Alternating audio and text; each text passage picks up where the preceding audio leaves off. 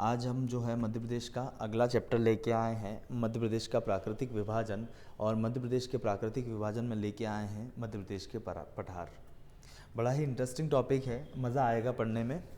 और मैं पूरी कोशिश करूँगा कि आपको अच्छे से, बहुत ज़्यादा अच्छे से आपको समझा सकूँ, ताकि आप कभी इसको भूलें ना और आपको इसके किसी भी ऑब्जेक्टिव क्वेश्चन में किसी प्रकार की कोई परेशानी का सामना ना करना पड़े। ठीक है, तो शुरू करते हैं।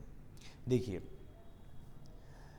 फिजियोग्राफी मैप ऑफ इंडिया के अनुसार जो है मध्य प्रदेश को 3 भौगोलिक भागों में बांटा गया है ना। किताबी भाषा पे मत जाइएगा, जैसे आपको याद करना हो बिल्कुल साधारण भाषा पे याद करिएगा। ठीक है, देखिएगा मध्य प्रदेश को जो है कितने भागों में बांटा गया है, तो 3 भौगोलिक भागों में बांटा गया है। ठीक है, देखिएगा पहला ये जो है इसको बोलते हैं मध्य उच्च क्षेत्र। ठीक है, अगला बोलेंगे सतपुड़ा मेकाल पर्वत श्रेणी या सतपुड़ा मेकाल श्रेणी। तीसरा जो है वो है पूर्वी पठार, जिसको बघेलखंड का पठार भी बोलते हैं, और ये मध्य प्रदेश का सबसे छोटा पठार है। आगे इसके बारे में अच्छे से चर्चा करेंगे।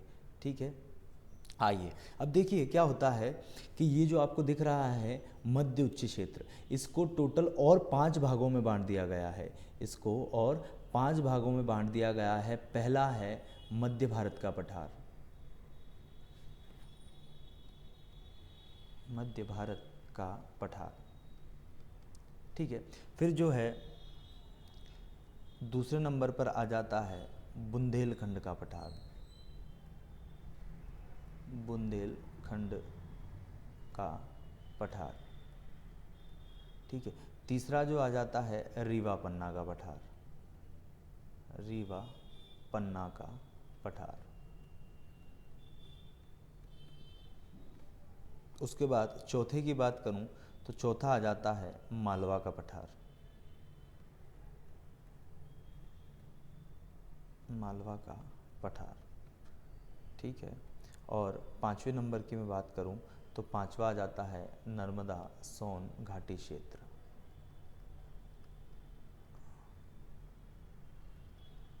ठीक है, 5 ये हो गए।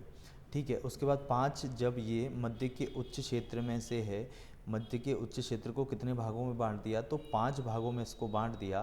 5 ये हो गए और बाकी 2 अपन को ये पढ़ना है, तो टोटल अपने पास कितने हो गए, 7 पढ़ना है।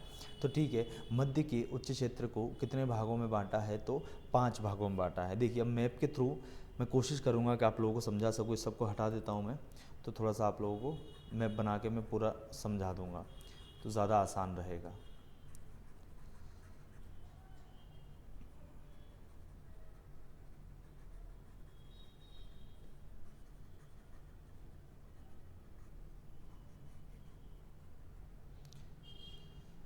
देखिएगा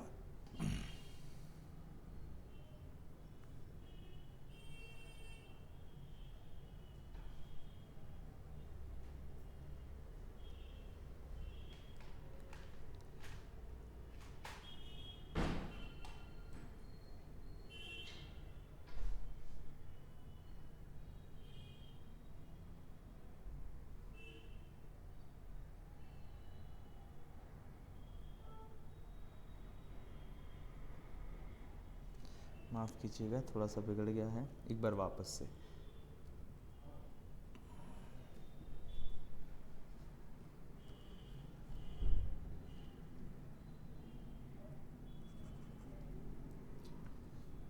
मैं कोशिश कर रहा हूँ कि जितना अच्छे से हो सके उतना अच्छे से आप लोगों को बताऊँ, तो आप लोगों को ज़्यादा परेशानी ना हो।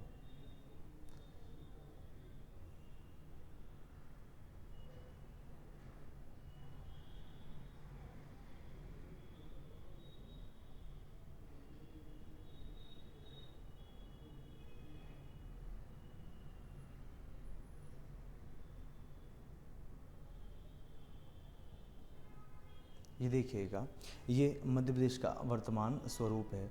अब देखिएगा इसे हम अलग अलग भागों में बांटते हैं। तो पहला जो मैंने बताया था मध्य भारत का पठार, देखिएगा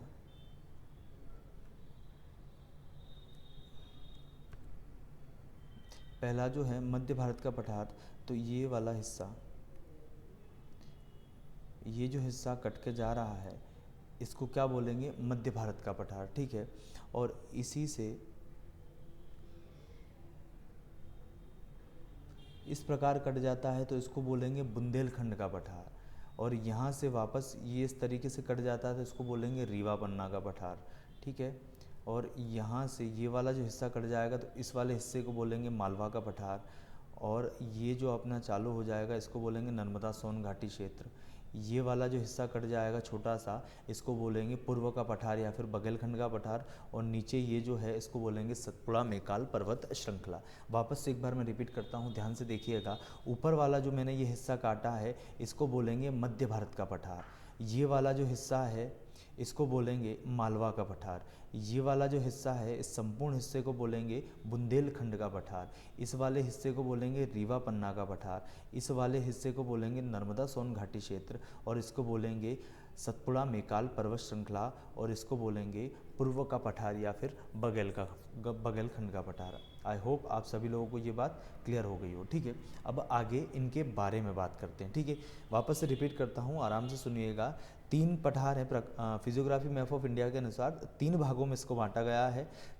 मध्य का उच्च क्षेत्र, सतपुड़ा मेकाल पर्वत श्रृंखला, पूर्व का पठार। अब मध्य भारत के पठार को टोटल 5 भागों में और बांट दिया है, ठीक है। उसमें आ जाएगा अपना मध्य भारत का पठार, उसके बाद बुंदेलखंड का पठार, फिर रीवा पन्ना का पठार, उसके बाद मालवा का पठार और 5वां नर्मदा सोन घाटी क्षेत्र। ये 5 हो गए और 2 ये और पढ़ने हैं। टोटल अपन को कितना पढ़ना है? 7 पढ़ना है, ठीक है। अब शुरुआत करते हैं। देखिएगा, सबसे पहले ये जो मध्य के उच्च क्षेत्र मैंने बताया था इसको 5 भागों में बांटा हुआ है। तो पहला यहाँ से स्टार्ट किया गया है, किससे? मालवा के पठार से शुरू किया गया है, ठीक है। अब देखिए, मालवा के पठार का निर्माण अपन सभी को पता है कि यहाँ पे क्या थे, ज्वालामुखी थे। ज्वालामुखी से क्या निकलेगी? तो आग्नेय चट्टानें निकलती हैं। सॉरी, आग्नेय जो लावा मिलता है उसको क्या बोलेंगे? आग्नेय बोलेंगे। ये कुछ समय बाद बेसाल्ट चट्टानों के रूप में चला जाएगा। और बेसाल्ट चट्टानों को ही क्या बोलते हैं? डक्कन ट्रैप, ठीक है। बेसाल्ट चट्टानों को क्या बोलेंगे? डक्कन ट्रैप बोलेंगे। और ये जब पूरी तरीके से ठंडी हो जाती है तो किसका निर्माण करती है? मालवा के क्षेत्र का निर्माण करती है, ठीक है। इन बेसाल्ट चट्टानों के ही शरण से, बेसाल्ट चट्टानों के ही शरण से क्या होता है? काली मिट्टी का निर्माण होता है। तो यहाँ पे 2 चीज़ अपन को पता चल गई कि इसका निर्माण कैसे हुआ है। दक्कन ट्रैप या बेसाल्ट चट्टानों से इसका निर्माण हुआ है। और यहाँ पे कैसी मिट्टी पाई जाती है? तो काली मिट्टी पाई जाती है, ठीक है। काली मिट्टी और मिट्टियों के टॉपिक में बात करेंगे कि इसको कपासी या रेगुर मिट्टी भी कहा जाता है, ठीक है।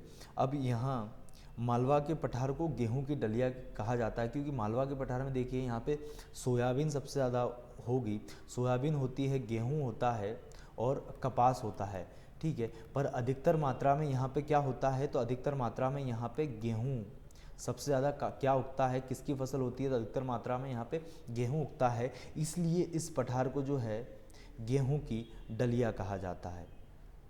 इस पठार को जो है गेहूं की डलिया कहा जाता है। सीधा क्वेश्चन आएगा कि किस पठार को गेहूं की डलिया कहा जाता है, या निम्न में से किस पठार को गेहूं की डलिया कहा जाता है? तो मालवा के पठार को कहा जाएगा। मालवा के पठार की जो सबसे ऊंची चोटी है वो है सिगार। इसकी जो है लेंथ है, ऊंचाई है, वो कितनी है? 881 मीटर। कितनी है? 881 मीटर है। इस प्रकार यह मालवा के पठार की सबसे ऊंची चोटी है। पूरे मध्य प्रदेश की बात मैं नहीं कर रहा हूँ, मैं बोल रहा हूँ मालवा के पठार की ये जो है सबसे ऊंची चोटी है। फिर सेकंड नंबर पे आ जाती है जाना पावा की चोटी, है ना। ये एक ही वर्ड है, जाना पावा की चोटी। इसकी जो लेंथ है वो है 854 मीटर। फिर तीसरे नंबर पे आ जाती है छजारी, ठीक है। इसकी जो लेंथ है वो है 810 मीटर। ये यहाँ की प्रमुख चोटियाँ हैं। इन सब में सबसे ऊंची चोटी कौन सी है? तो सिगार चोटी है, ठीक है। यह संपूर्ण मध्य प्रदेश का लगभग 28% हिस्सा घेरता है। कितना ध्यान रखना है अपन को? संपूर्ण मध्य प्रदेश का 28 हिस्सा घेरता है। जब आप 28 याद रख लेंगे तो लास्ट के 62 जो .62 है वो आपको इजीली याद हो जाएगा, ठीक है। फिर क्या होता है, यहाँ की जलवायु है, तो यहाँ की जो जलवायु है वो है सम जलवायु या समशीतोष्ण जलवायु। सम जलवायु या समशीतोष्ण जलवायु, ठीक है। ये है, अर्थात इसका मतलब ये होता है इस पठार पर गर्मी, ठंड और वर्षा सामान्य रूप से होते हैं, तीनों सामान्य रूप से होते हैं। इस कारण आपको जो ये पॉइंट दिख रहा है फाइयान, चीनी यात्री फाइयान ने इस कारण मालवा के पठार की जलवायु को विश्व की सर्वश्रेष्ठ जलवायु की संज्ञा दी है। ये भी क्वेश्चन सीधे सीधे एग्जामिनर पूछता है कि चीनी यात्री फाइयान ने किस पठार को विश्व की सर्वश्रेष्ठ पठार की संज्ञा दी है, तो किसकी दी है, मालवा के पठार की संज्ञा दी है। यहाँ की जलवायु मनुष्यों के रहने के लिए सबसे उपयुक्त है, ठीक है, क्योंकि यहाँ पे जो है यहाँ की जलवायु कैसी है, तो सम जलवायु या फिर समशीतोष्ण दोनों नाम से इसको जाना जाता है। इस कारण चीनी यात्री फाइयान ने इसे विश्व की सर्वश्रेष्ठ जलवायु कहा है, ठीक है। आई होप आपको ये मालवा का पठार जो है पूरा क्लियर हो गया। अगर यहाँ की मैं बात करूँगा स्पेशल नदियों की, ठीक है, तो एक्चुअली इस पूरे पठार को जो अपन बोलते हैं कि मध्य प्रदेश के उपनाम में जो बोलते हैं ना कि मध्य प्रदेश को नदियों का मायका कहा जाता है, अगर ये पूछ ले कि मध्य प्रदेश में से किस पठार में या फिर किस क्षेत्र में सबसे ज़्यादा नदियों का उद्गम होता है, तो वो मालवा का पठार ही होगा, ठीक है। तो मध्य प्रदेश को वैसे नदियों का मायका कहा जाता है। अगर मध्य प्रदेश के अंदर पूछे कि किस क्षेत्र को कहा जाता है, तो मालवा के पठार को नदियों का मायका कहा जाता है। यहाँ से देखिए चंबल का उद्गम होता है, शिप्रा का उद्गम होता है, काली सिंध का उद्गम होता है, सिंध का उद्गम होता है, ठीक है। उसके बाद और देखें तो कोलार जो है, ठीक है, पार्वती, बहुत सारी नदियाँ, कुंवारी नदी, बहुत सारी नदियों का उद्गम यहाँ से होता है, ठीक है। अब अगले पठार की अपन बात करेंगे। अगला पठार जो है मध्य भारत का पठार, जो मैंने आप लोगों को बताया था, एक बार और मैं कोशिश करूँगा ताकि आप लोगों को बिल्कुल कोई परेशानी हो ही ना।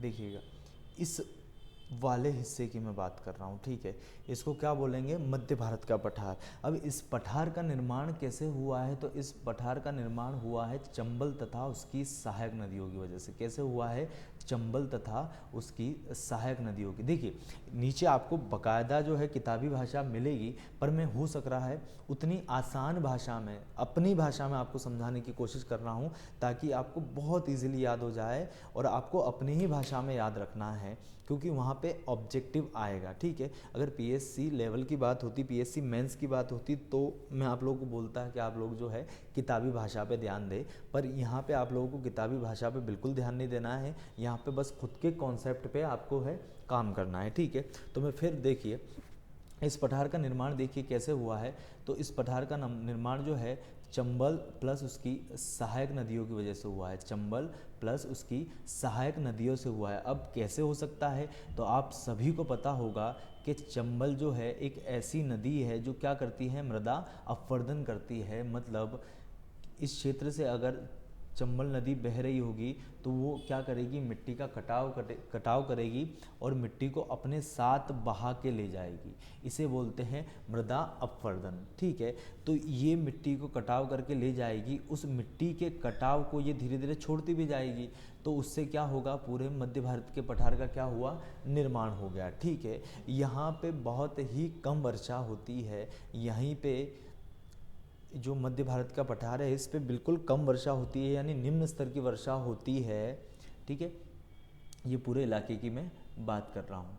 यहाँ पे निम्न वर्षा होती है, मतलब बहुत ही कम वर्षा होगी और यहाँ पे मिट्टी पाई जाती है। तो आप लोगों को पता है कि नदियों द्वारा छोड़ी गई मिट्टी को क्या बोलते हैं, तो यहाँ पे जो मिलेगी जलोढ़ मिट्टी पाई जाएगी। और यहाँ पे निम्न वर्षा होने के कारण सूक्ष्म वन जिनको पानी की ज़्यादा आवश्यकता होती नहीं है, पर व्यापारिक तौर पर भी इन वनों का कोई मूल्य नहीं है ना। आप इन वनों को काटकर व्यापार नहीं कर सकते, क्योंकि ये उस योग्य ही नहीं होते हैं।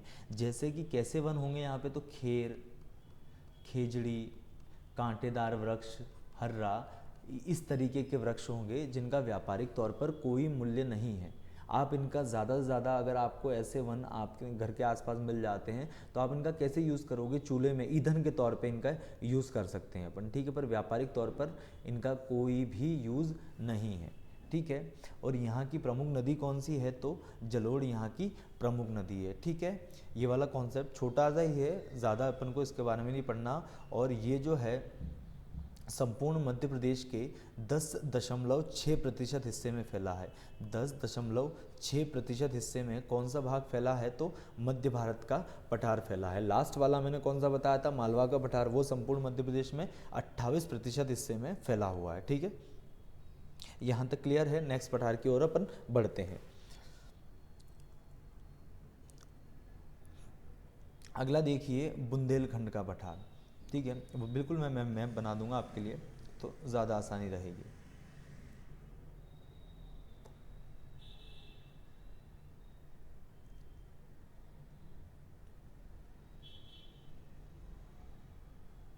देखिए अब मैं बात कर रहा हूँ इस वाले पोर्शन की, ठीक है।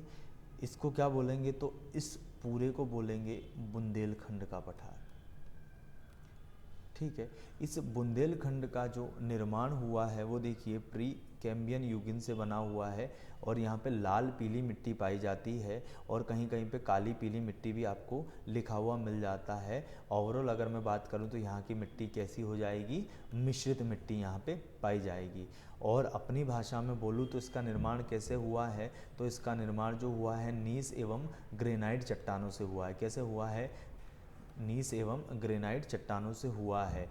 यहाँ की सबसे ऊंची चोटी जो है उसका नाम है सिद्ध बाबा की चोटी। सिद्ध बाबा की चोटी जो है बुंदेलखंड की सबसे ऊंची चोटी है, 1172 मीटर ऊंची है। तो इस हिसाब से ये कैसी हो गई, बुंदेलखंड की सबसे ऊंची चोटी हो गई। और यहीं की एक नदी है जो रायसेन के कुमरा गांव से निकलती है, इसलिए इस नदी को बुंदेलखंड की जीवन रेखा कहा जाता है। तो किस नदी को बुंदेलखंड की जीवन रेखा कहा जाएगा, तो बेतवा नदी को बुंदेलखंड की जीवन रेखा कहा जाता है, ठीक है। यहाँ पे जो है कैसी मिट्टी पाई जाती है मैं आपको बता चुका हूँ, ठीक है। और देखेंगे इसका जो ढाल है, तो इसका ढाल कैसा है, उत्तर पूर्व की ओर है। आपको दिख रहा है ऊपर की, अपन उत्तर की बात कर रहे हैं मध्य प्रदेश के हिसाब से, और ये थोड़ा सा टेढ़ा जा रहा है, पूर्वी ओर जा रहा है, तो इसका ढाल देखो कैसा हो जाएगा, उत्तर पूर्व का हो जाएगा। देखो आप लोगों को अच्छे से समझ में आ जाएगा,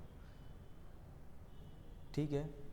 यहाँ की जो प्रमुख नदी है तो कौन सी है, देखिए शहरों की बात प्रॉपर तरीके से यहाँ पे आ गया तो इस बारे में कर रहा हूँ, क्योंकि ऐसा मैं आप लोगों को बता दूं कि टीकमगढ़ इसमें है, तो टीकमगढ़ किसी और पठार में भी हो सकता है ना। तो जो प्रॉपर शहरों के जो अपन नाम या जिलों के नाम है उनके बारे में अपन क्लियरली नहीं बता सकते, ठीक है। यहाँ पे लिखा हुआ आ गया तो मैं बता देता हूँ। यहाँ पे शुरुआत में यहीं से कर दूंगा।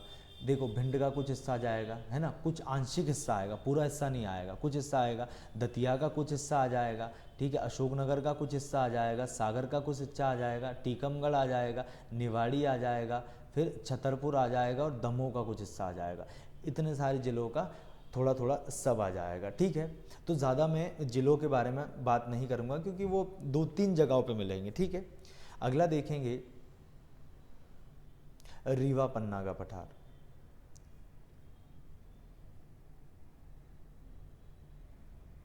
जब बुंदेलखंड का पठार कितने भूभाग में फैला हुआ है इस बारे में अपन ने बात नहीं की है, तो बुंदेलखंड का जो 7.6% भूभाग में फैला हुआ है, कितने में, 7.6% भूभाग में फैला हुआ है, ठीक है। अगला देखना रीवा पन्ना की बात करेंगे, तो रीवा पन्ना के पठार का जो निर्माण हुआ है विंध्याचल पर्वत श्रृंखला की मिट्टी से इसका निर्माण हुआ है, ठीक है। इसलिए इसको क्या बोलते हैं, विंध्य का कगारी या फिर कचारी भाग भी कहते हैं। इसके दक्षिण में कैमूर और भांडेर की पहाड़ियाँ हैं, यहाँ पर मिश्रित मिट्टी पाई जाती है। यह जो है संपूर्ण मध्य प्रदेश का 10.3% हिस्सा घेरता है। अब देखो मैं किसकी बात कर रहा हूँ,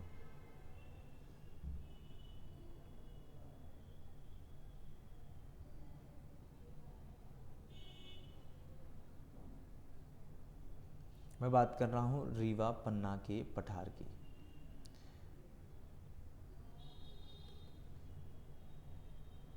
देखो ये कौन सा हो गया, बुंदेलखंड का पठार हो गया। और जहाँ से पन्ना चालू होगा, छतरपुर के बाद पन्ना आता है और यहाँ पे रीवा आएगा और फिर आएगा सिंगरौली। तो इस बात पे चर्चा ना करते हुए इस वाले पूरे एरिया को क्या बोलेंगे, रीवा पन्ना का पठार बोलेंगे। यह जो है संपूर्ण मध्य प्रदेश के, ये जो है संपूर्ण मध्य प्रदेश के 10.3% भूभाग जो है हिस्सा घेरता है। यहाँ की प्रमुख नदियाँ देखो, कैन है, टोन्स हैं, जिसको क्या बोलते हैं, तमसा भी बोलते हैं, ठीक है, टोन्स को भी बोलते हैं तमसा। सतना के मेयर से निकलती है ये, सिरसा बिहार में जाके गंगा नदी में मिल जाती है। खैर नदियों के बारे में नदियों के चैप्टर में बात करेंगे। और यहाँ की एक नदी भी है बीहड़ नदी। इस बीहड़ नदी पर मध्य प्रदेश का सबसे ऊंचा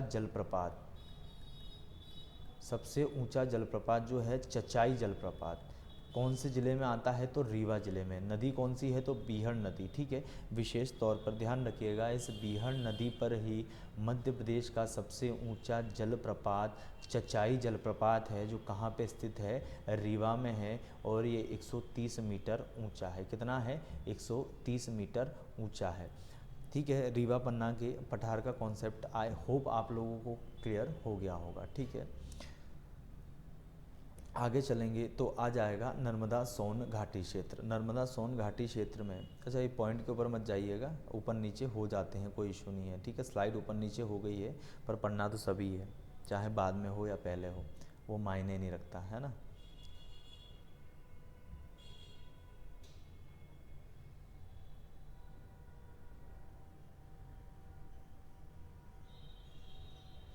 देखो यहाँ से चालू होगी और ये जो हिस्से की बात कर रहा हूँ इसको क्या बोलते हैं, नर्मदा सोन घाटी क्षेत्र। ये जो है दूसरा सबसे बड़ा भूभाग है, यह मध्य प्रदेश का दूसरा सबसे बड़ा भूभाग है। 26% हिस्से में फैला हुआ है। पहला कौन सा है, तो मालवा है, कितना है, 28% है, और ये 26% है। इस हिसाब से कैसा हो गया, ये मध्य प्रदेश का दूसरा सबसे बड़ा भाग हो गया, ठीक है। और इसके बारे में चर्चा करते हैं तो यहाँ पे क्या है, गहरी काली मिट्टी पाई जाती है। क्या है, हटा देते हैं सबको।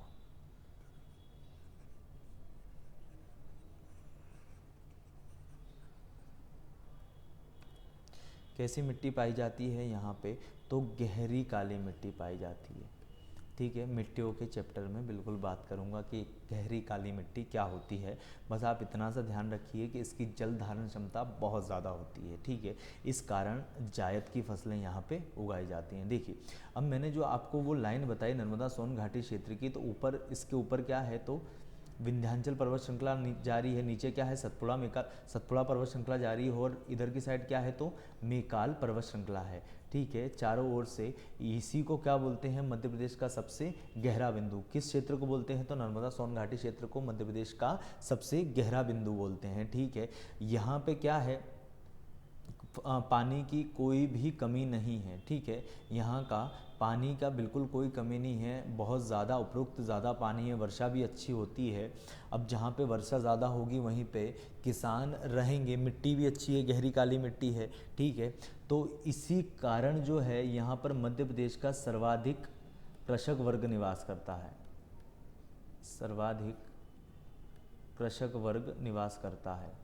मध्य प्रदेश का सर्वाधिक कृषक वर्ग निवास करेगा। इस कारण इसको क्या बोलेंगे, इसको क्या बोलेंगे, अन्न की पेटी। क्या बोलेंगे, अन्न की पेटी। इसी पठार को क्या बोलेंगे, अन्न की पेटी कहते हैं, ठीक है। और इस बारे में अपन और क्या क्या बातें कर सकते हैं, मिट्टी हो गई है, ठीक है। सर्वाधिक यहाँ पे जायद की फसलें उगाई जाती हैं। मैंने बोला ना पानी की कमी नहीं है, जहाँ पानी की कमी नहीं होगी तो जायद की फसलों का मतलब क्या होता है कि ये जो है गर्मी के समय पे उगाई जाती हैं। जैसे अपन तरबूज हो गया, खरबूज हो गया, ककड़ी हो गई, तुरई हो गई, ठीक है। ये सब क्या है, ये जायद की फसलों में आती हैं, मतलब गर्मी के समय में ये उगाई जाती हैं, ठीक है। जहाँ पे भी पर्याप्त पानी हो वो ही लोग इनको उगा सकते हैं, सारे लोग नहीं उगाते हैं, ठीक है। अगला मैं बात करूँगा तो सतपुड़ा मेकाल पर्वत श्रृंखला। सतपुड़ा मेकाल पर्वत श्रृंखला, तो देखो मैंने नीचे बता दी थी, नर्मदा ऊपर क्या है, अगर मैं इसको प्रॉपर ऐसे मैप के हिसाब से ले जाऊं तो ये अपना देखो क्या हो गई, सतपुड़ा मेकाल पर्वत श्रृंखला, ये पूरा नीचे वाला हिस्सा हो गया। ठीक है, अब देखो आराम से इसको पढ़ो। इसके दक्षिण पश्चिम में अमरकंटक है, तो यहाँ कहीं अमरकंटक आ जाएगा। ठीक है, पर अमरकंटक जो एक्चुअल में आता है वो पूर्व के पठार में आता है, पर है। ठीक है, दक्षिण पश्चिम में क्या है, अमरकंटक है, पूर्व में, सॉरी दक्षिण पश्चिम में नहीं। ठीक है, पूर्व में अमरकंटक विस्तृत 3 उपविभाजन है। देखो इधर दक्षिण की मैं बात करूंगा तो दक्षिण में राजपीपला की पहाड़ी आ जाएंगी, राजपीपला की पहाड़ियाँ आ जाएंगी। ठीक है, इसको अगर मैं इस प्रकार बीच में से तोड़ देता हूँ तो इधर क्या आ जाएगा, मेकाल पर्वत श्रृंखला आ जाएगा, मेकाल पर्वत श्रृंखला आ जाएगा। और इस वाले हिस्से को मैं क्या बोलूँगा, मध्य श्रेणी, यानी बीच वाला हिस्सा बोलूँगा। ठीक है, तो इधर क्या आ जाएगा, राजपीपला आ जाएगा, इधर क्या आ जाएगा, मेकाल पर्वत श्रृंखला आ जाएगा। ठीक है, इस पठार में पूर्वी तरफ जो होती है वो सामान्य वर्षा होती है। कैसी होती है, सामान्य वर्षा होती है, किंतु पूर्व की तरफ, पश्चिम की ओर कैसे होगी, सामान्य वर्षा होगी, किंतु पूर्व की तरफ सर्वाधिक वर्षा होती है या फिर अत्यधिक वर्षा होती है। सर्वाधिक मैं क्यों बोल रहा हूँ, क्योंकि यहीं पे आ जाता है, देखो होशंगाबाद, होशंगाबाद की एक जगह है पंचमणी। इस पंचमणी में मध्य प्रदेश में जो है सर्वाधिक वर्षा होती है, वो कितनी होगी, 199 सेंटीमीटर। कितनी होगी, 199 सेंटीमीटर। ये वर्षा जो है सर्वाधिक, मध्य प्रदेश में जो है सर्वाधिक वर्षा होती है। ठीक है, अब यहीं पे और मैं बात करूं तो यहीं पे जो है सतपुड़ा पर्वत श्रृंखला पे है ना, महादेव पर्वत पर मध्य प्रदेश की जो है सबसे ऊंची चोटी है, जिसका नाम क्या है, धूपगढ़। ठीक है, यह मध्य प्रदेश की सबसे ऊंची चोटी है, 1350 मीटर। कितनी है, 1350 मीटर। ठीक है, एक बार और वापस से समझना क्योंकि ये थोड़ा सा ज़्यादा बड़ा है। ठीक है, और मिट्टी की भी बात कर लेता हूँ, तो ये जो इलाका आपको दिख रहा है ये छिंदवाड़ा से चालू होगा और बालागढ़ तक जाएगा। तो इस पूरे इलाके में कैसी मिट्टी पाई जाती है, तो लेटराइट मिट्टी पाई जाती है। ठीक है, बस मात्र यहीं पे लेटराइट मिट्टी मिलेगी, और बाकी इस पूरे इलाके में छिछली काली मिट्टी पाई जाती है, छिछली काली मिट्टी। देखो मालवा के पठार में अपन ने कैसी दिखी, तो सामान्य काली मिट्टी। ठीक है, नर्मदा सोन घाटी में अपन ने कैसी देखी, तो गहरी काली, और यहाँ पे देखेंगे तो कैसी देखेंगे अपन, छिछली काली। ठीक है, ये जो है अपन धूपगढ़ की बात कर रहे थे, तो यहाँ पे क्या है, मध्य प्रदेश की सबसे ऊंची चोटी है। एमपीपीएससी का क्वेश्चन है कि किस पर्वत पर है, तो महादेव पर्वत पर है। किस पे है, महादेव पर्वत पे है। किस पर्वत श्रृंखला में है, तो सतपुड़ा पर्वत श्रृंखला पे है। ठीक है, और इसकी बात करूँ तो ओवरऑल मध्य प्रदेश की 11% भूभाग को ये घेरता है। कितना, 11% को ये पूरा घेरता है। ठीक है, हो गया इसमें सब कुछ। ठीक है, और कुछ याद आएगा तो मैं वैसे भी बता दूंगा अभी। ठीक है, अगला देखिए बघेलखंड का पठार, इसमें कुछ लिखा ही नहीं गया है, बाय चांस मिस हो गया होगा, कोई बात नहीं, मैं बता देता हूँ। तो देखो इसका जो निर्माण माना जाता है वो जो है, इसका निर्माण देखो पहले बता दूं, यहीं पर हल्का सा बना दे, अच्छी बात है, अपन को पूरा पेज ही खाली मिल गया।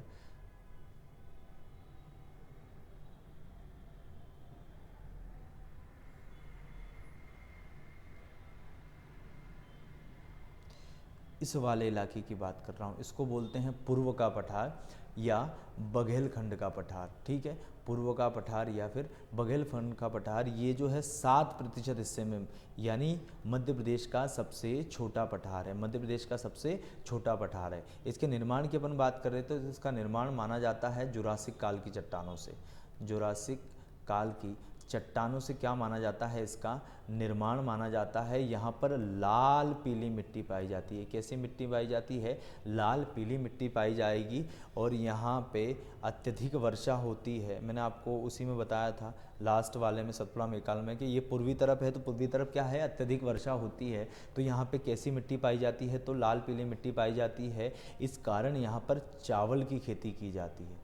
यहाँ पर सर्वाधिक जो है चावल की खेती की जाती है। ये जो है मध्य प्रदेश का सबसे छोटा पठार है। सबसे बड़े पठार की बात करूंगा तो कौन सा आ जाएगा, मालवा का पठार। सबसे छोटे की बात करूंगा तो पूर्व का पठार या फिर बघेलखंड का पठार आ जाएगा।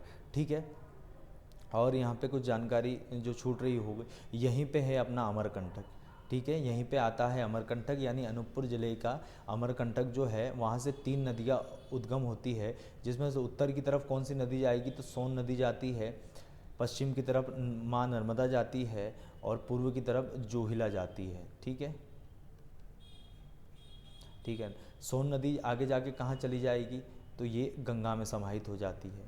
नर्मदा अपन सबको पता है कि भड़ोच के निकट खंबात की खाड़ी में समाहित हो जाती है।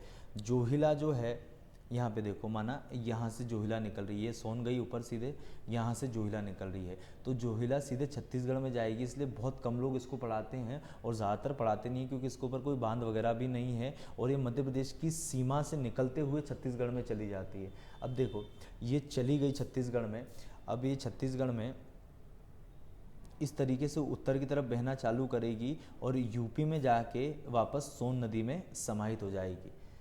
ठीक है, तो ये अपने सातों पठार हो गए, है ना, कुछ भी नहीं बच रहा है, सातों के साते पठार जो हो गए हैं। ठीक है, इनमें से सीधे क्वेश्चन किस तरीके से बनेंगे कि मध्य प्रदेश का कितने भागों में बांटा है, तो वैसे 3 भागों में, मुख्य रूप से 3 भागों में बांटा है, पर ओवरऑल पूछे तो टोटल कितने 7 हो गए, क्योंकि मध्य उच्च क्षेत्र को कितने भागों में बांट दिया है तो 5 भागों में बांट दिया है। ठीक है, मालवा का पठार जो है सबसे बड़ा पठार है और यहाँ पे चोटी है, कौन सी है, सिगार, मालवा के पठार की सबसे ऊंची चोटी है, 881 मीटर है। ठीक है, बुंदे, और इसी को क्या बोलते हैं तो गेहूं की डलिया कहा जाता है। दूसरा, मध्य भारत की बात करूँगा तो मध्य भारत के जो है चंबल और उसकी सहायक नदियों से इसका निर्माण हुआ है। यहाँ पर सरसों की अधिकता, ये शायद पॉइंट नहीं बताया मैंने, देख लेते हैं वापस। हाँ, यहाँ पे क्या है, सरसों ज़्यादा होती है, सरसों की अधिकता है। वैसे यहाँ पे मोटा अनाज उगता है क्योंकि शुष्क वन है, तो इसलिए यहाँ पे क्या मोटा अनाज होता है, किंतु यहाँ पे सरसों की अधिकता के कारण इसको सरसों की हांडी कहते हैं। सरसों की अधिकता के कारण इसको क्या बोलेंगे, सरसों की हांडी बोलेंगे। ठीक है, फिर आगे चलते हैं।